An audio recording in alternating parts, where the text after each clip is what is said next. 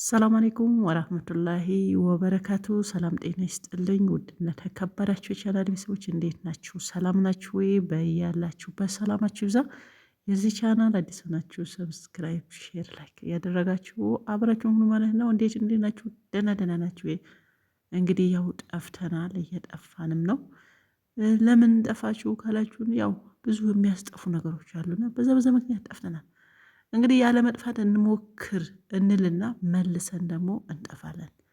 እንሞክርልና ያው እንጠፋለን። እየሞከርኩኝ ነው አለ ሰሞኑ። አሁን እኛም ያለ መጥፋት እየሞከርን ነውና አንጠፋም ብለን እየሞከርን ግን አንዳንዴ ያው ያስጠፋሉ። እንዴት ናችሁ? ደህና ናችሁ ወይ? ሁሉ ሰላም፣ ሁሉ መልካም እያላችሁበት ሰላማችሁ ይብዛ። እንግዲህ ያው ረመዳን መጥቷል። አላህ በሰላም አስጀምሮ በሰላም እንዲያስጨርሰን በያላችሁበት እንግዲህ በየሀገሩ በየሰፈሩ በየመንደሩ ይህን ቀን እንግዲህ ያው የቀናው ነው የሚያደርሰው እና ብዙ ሰዎችን ይህን ረመዳን እየተመኙት ያልደረሱ ብዙ አሉ።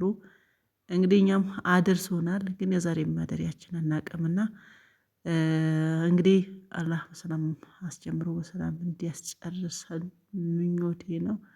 ኢንሻአላህ በያላችሁበት ያው በዱዓችሁ በዱዓ እንረሳሳ። ሌላ ደግሞ ምላችሁ ፈለጌ ነበረ ሰሞኑ ጥፍት ብዬ አሁን አንዳንድ ነገር ዞር ብዬ ሳየው እንግዲህ ያው አሁን ብዙ ሰው እያለቀሰ ይገኛል። ብዙ ሰውን በተለይ ደግሞ አበዳሪውም ተበዳሪውም ጎጂውም ተጎጂውም ሁሉም አንድ ላይ እያለቀሰ ነውና ቢያንስ ይህን ረመዳን ነውና አፏፍ ተባብላችሁ የተበደራችሁም ካላችሁ ክፈሉ፣ ከሌላችሁ እንግዲህ ያው ሰርታችሁ ነው ትከፍሉትና እንከፍላለን ብላችሁ አፏፍ ተባብላችሁ መቀጠል አለባችሁ ማለት ነው። አንዳንዴ እውነት ለመናገር ይሄን ሚዲያ እንዳጠቃቀም ነውና ብዙ ጊዜ የሆነ ምን ልበላችሁና የሆነ ምክር ነገር ምናምን አንሰማም፣ እኔም ጨምር ማለት ነው። ግን አሁን በቃ ትክክል ነው ማለት ጀምሬያለሁና እውነት ነው ይሄ ነገር። አንድ ሰው ያው ደርሶበት የግድያ ነገር ደርሶበት እንትን ማለት የለበትም እና ተው እንደዚህ ታደርጉ ምናምን ምን ታውቃላችሁ ምናምን ሁሉም በየፊናው ነው እንትን የሚለው። ግን ያ ነገር ብንሰማ ዛሬ ሁሉም ወጥቶ አያለቅስም ነበረ እውነት ለመናገር ማለት ነው። አሁን ትላንት በጣም ነው የሆነች ልጅ አይቼ 14,000 ድርሃም ማለት ነው። ድርሃም አስቡት እንግዲህ ወደ ኢትዮጵያ መንዝሩትና ከዛ ሂሳቡ ድረሱበት። አንስታችሁ ይናክል ብር አበድራችሁ የሚበደረውን ሰው በሰዓቱ ደግሞ ያው እንደምታዩት ነው። ኮላሊቴ ምን እያለ ነው ከኋላ ሰው በእጁ ሰጥቶ በእግሩ ፍለጋ በእግሩ ራሱ አይገኝ ፈለጉ ማለት ነውና በገዛ እጃችሁ ሰጡና መጨረሻ ግን ምንም ቢሆን ምን ይሄን ክብር አንስታችሁ አታበድሩ። የምሬ ነው የምላችሁ 14 ምናምን በሆነ በጓደኛ እንደዚህ ቤተሰባችሁ ቅርብ ምናምን ካልሆነ ያኔ እሱም ቢበላው ቤተሰብ ነው በላው ይባላል። እና አንዳንዴ የባዳ ይሄን ሁሉም ማለት አይቻልም። በነገራችን ላይ ያው አንዳንዱ ደግሞ አሉ 110 አይሆኑም ታማኝነት ተበድረው የሚመልሱ ምንም ድምጻቸው ሳይሰማ እንደዛ የሚያደርጉ ሰዎች አሉ። ግን አንዳንዱ ደግሞ በአብዛኛው በአሁኑ ሰዓት ወደ ሚዲያ እየወጣው ማለት ነው በቃ መጀመሪያ ያዙ ልቀቁኝ ብሎ ይወስድና ከዛ በኋላ ሰውን የሚያስለቅሱ ብዙ ናቸው። እቺ ልጅ ብር አበድራ እንደገና ተበድራ ቦታ ገዝታ እንደገና ያነ ተበደረችው ሰው እንግዲህ አንቆ ይዟታል ማለት ነውና ምን ትክፈል?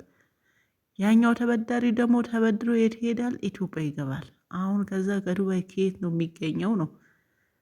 ከዛ አንዳንዴ ደግሞ የምር እዚህ ጋር ታዘብኩት ምን ነበረ በሚዲያ በጣም ታዋቂ የሆኑ ሰዎች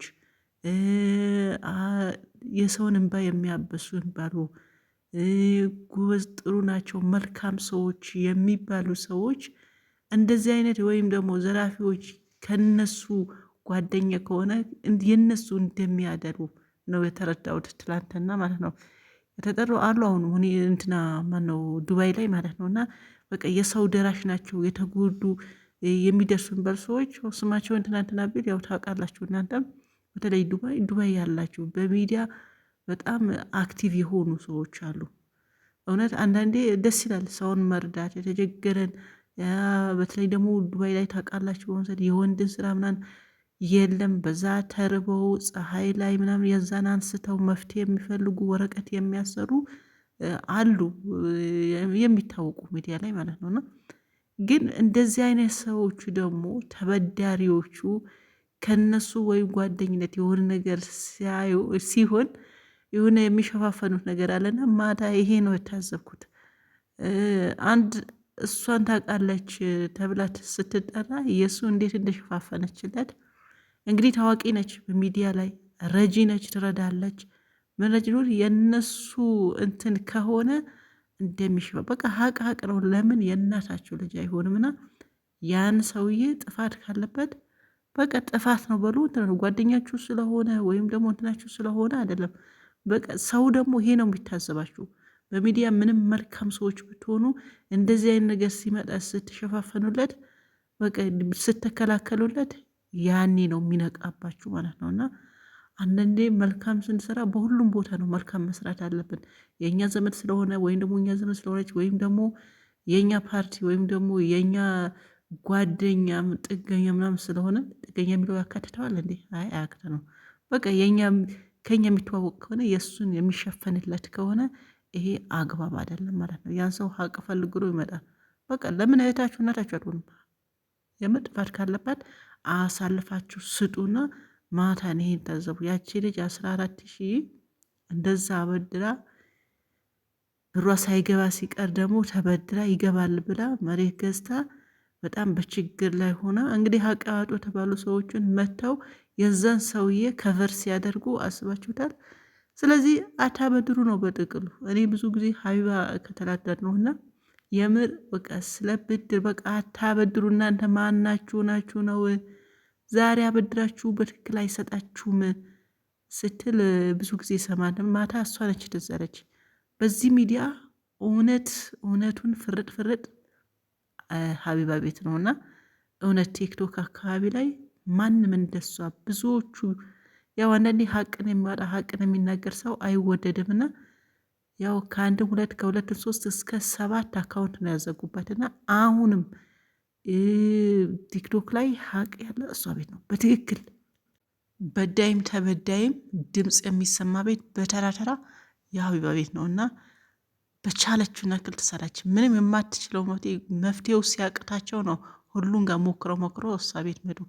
ጓደኛዬ ነች ገለመኔ ነች ምናምን አትልም። ሀቅ በሀቅ ማለት ነው እና ምላቸው ልግደው በጥቅሉ አንድ ሰው በቃ በሀቅ ብትሉት ጓደኛችሁ ስለሆነ እናንተ ስለሆነ መሸፋፈን ሳይሆን በሚዲያ መልካም ሆናችሁ እናንተ አጠገብ ያለ ሰው ጋር ሲደርስ የምትሸፍኑ ከሆነ ይሄ ፌር አይደለምና በቃ ሀቢባ ቤት ነው ቲክቶክ ተራ አካባቢ ማንም ያውቃል። ማንም የቲክቶክ ነዋሪ በሙሉ ያውቃሉ። ምንም የማትፈራ ምንም የማይበግራት የተቸገረን የምትረዳ ሀቅ ባቅ ሁሉም የሚዳኝበት ትክክለኛ ቤት የሀቢባ ቤት ማለት ነው።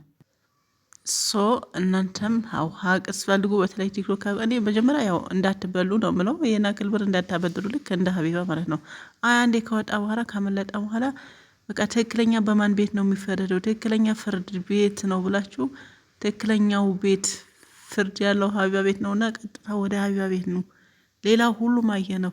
ስለዚህ ግን ከዛ ሁሉም ብራችሁ ጠንቀቅ አድርጋችሁ ያዙ ማለት ነው። ይህ ሁሉም ብር አሳልፋችሁ እንዳትሰጡ። ሁሉም እኩል አይደለም፣ ሁሉም አንድ አይደለም። ሁሉም ተበድሮ በስርዓቱ ስለማይመልስ በራችሁ በእጃችሁ ያዙ። ምክርም ስሙ። አንዳንዴ በቃ ሚዲያ እንዳጠቃቀማችን ነው። ጥሩም መጥፎም እንሰማለን፣ ግን አንጠቀምበትም። ስለዚህ ስሩበት ነው ምላችሁ።